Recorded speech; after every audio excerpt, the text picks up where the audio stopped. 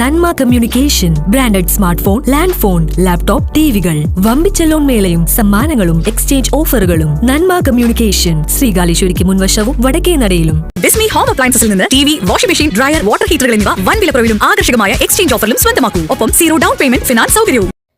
മേത്തലപ്പാടം ശ്രീ അയ്യപ്പ ഭജന സമിതി നിർമ്മിക്കുന്ന ശ്രീ ധർമ്മശാസ്ത്ര ക്ഷേത്രത്തിന്റെ ശിലാന്യാസം നടന്നു.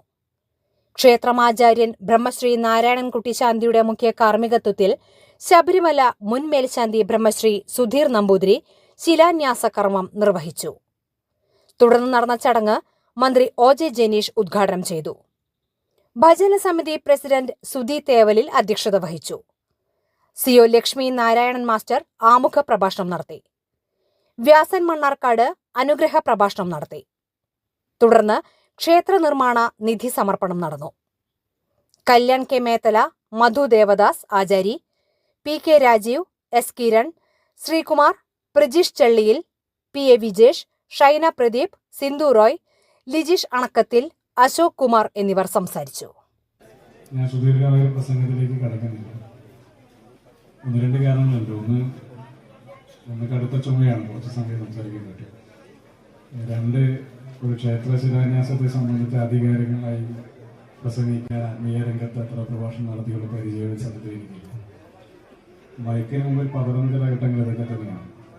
ഒരു പൊതുയോഗത്തിൽ പോയാൽ നമ്മൾ 100 പറയും. പക്ഷെ എനിക്ക് തോന്നുന്നു ഇവിടെ കുറച്ചും കൂടി നന്നാകുക അത് സുധീർ നമ്പൂതിരി സംസാരിക്കുമ്പോഴും അല്ലെങ്കിൽ വ്യാസം മണ്ണാർക്കാടൊക്കെ സംസാരിക്കുമ്പോഴായിരിക്കും.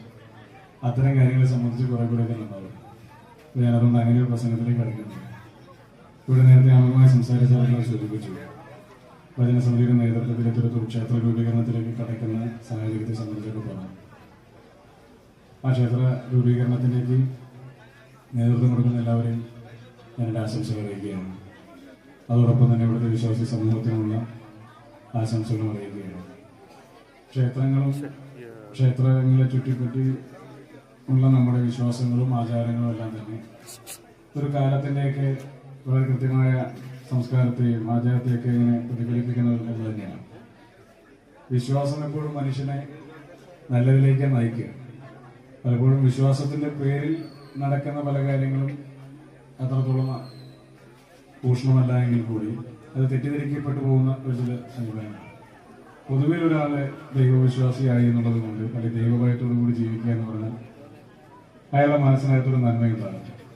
ഒരു തെറ്റ് ചെയ്യാതിരിക്കാനുള്ള ഒരു ഭയം, അതൊരു ദൈവഭയം ഉണ്ടാവണം നമ്മൾ ഏത് കാര്യത്തെ സംബന്ധിച്ച് ചെയ്യുമ്പോൾ.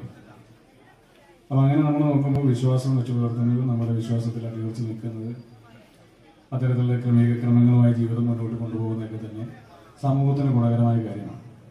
മാത്രമല്ല, ഒരാൾ നന്നായാൽ, ഒരാളുടെ വിശ്വാസങ്ങളായാലും നല്ലതിലേക്ക് നയിച്ചാൽ ആ ചുറ്റുവട്ടത്തും അതിൻ്റെതായ ഒരുപാട് മാറ്റങ്ങളുണ്ടാകും.